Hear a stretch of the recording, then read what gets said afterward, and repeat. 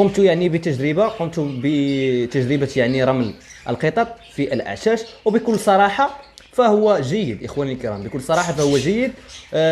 لم أكن أريد يعني أن أقول لكم هذه المعلومة حتى أجرب، لأن كانت هناك عدة تساؤلات: هل هو آمن على الصغار؟ هل هو آمن يعني على الصغار؟ هل هو آمن على الفراخ الكبيرة؟ ماذا إن قامت الطيور بالتذوق أو يعني اللعب في هذا الرمل؟ هل هو آمن؟ هل بهم يعني أشياء سامة؟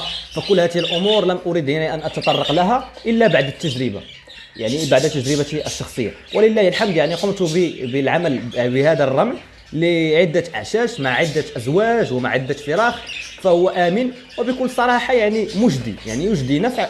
فعند يعني توسخ الرمل يصبح هكذا، يمكنك أن تزيل هذه الأشياء يعني وأن تزيد يعني الرمل حتى يعني مستوى أن يغطي العش بأكمله.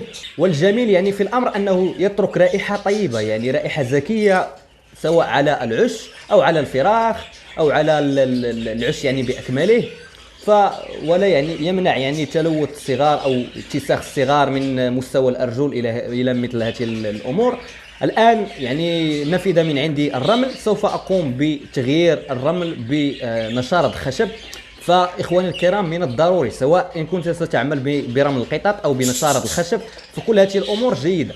الغير جيد هو أن تترك يعني العش كمثل هذا، فهذا الإخوان الكرام سوف يسبب اتساخ للصغار واتساخ للعش بأكمله، اتساخ أرجل الصغار واتساخ يعني الريش، ويمكن أيضا أن يسبب يعني مشكل الكساح. فعندما لا تجد الطيور الصغيرة شيء يعني خشن في العش لتتحرك عليه أو تتحرك يعني بالمساعدة بواسطة هذا الشيء سواء نشارة أو رمل، فتبدأ يعني القدمين تعمل هكذا، سوف تبدأ القدمين يعني في الابتعاد عن بعضهما، واليوم ثم الغد، فسوف يمكن ذلك أن يسبب يعني مشكل الكساح. لذلك فمن الضروري إخواني الكرام أن نضع يعني مادة في العش. فالنشارة جيدة، رمل القطط بعد تجربتي فهو آمن وجيد أيضا، ويترك رائحة زكية.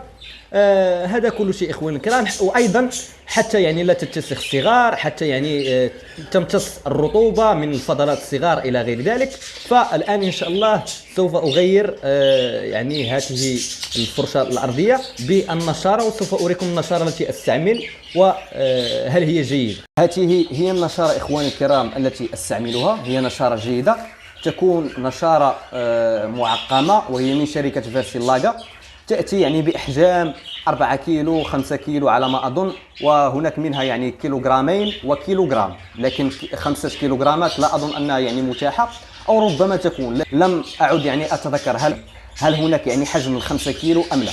فهذه النشارة إخواني الكرام فهي نشارة جيدة، أقوم باستعمالها قبل وضع الإناث للبيض، وهي نشارة تكون يعني معقمة وتكون يعني نوعا ما مضغوطة هكذا، فأقوم بتفتيتها هكذا.